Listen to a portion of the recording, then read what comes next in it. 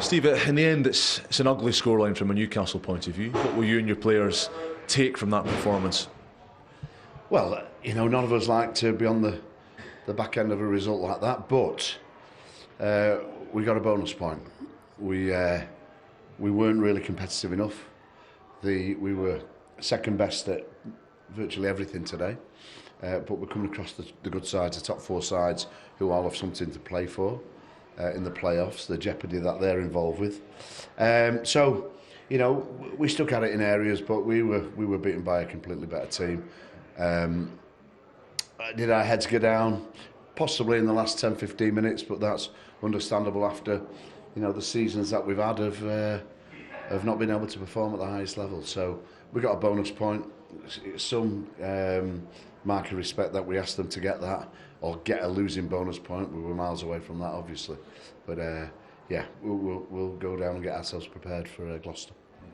I think it's fair to say the attack has evolved a lot in the year that you've been in charge. We're seeing Newcastle routinely scoring off first phase, registering, I think, 3, 4, 5 bonus points between the league and cup this season. Defensively, though, do you still feel you're conceding too many soft tries, maybe too many errors with that system? Yeah, and we're, Saracens are a very workmanlike team as well as packed with internationals, but, we assisted them in probably 6 of those tries. We couldn't receive the high ball accurately, and our kicking game in the first half was non-existent when we had a really strong wind, which they utilised better than us, obviously, in the second half. So listen, there's no excuses to be made. We know where we're at. We know what's going on behind the scenes, and we need to have some investment into the club as a whole, into the coaching structure, into the playing roster, and in facilities. So, we'll be positive about moving forward.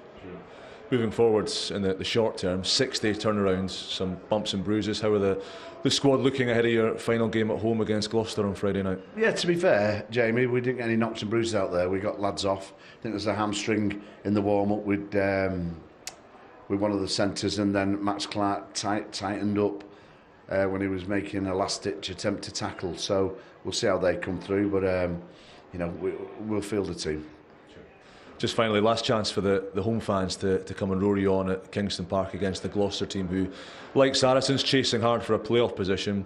You'll be chomping at the bit for that game, won't you? Your players will be bang up for a challenge of taking down one of the playoff chasers the last time at home, and the last time that this group will be together at home with guys moving on.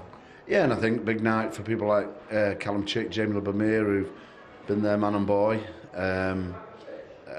The result is really important, but I think it'll be a special night for all those people, and as you say, the last home game for this group of people. So a sad day, really, in some respects.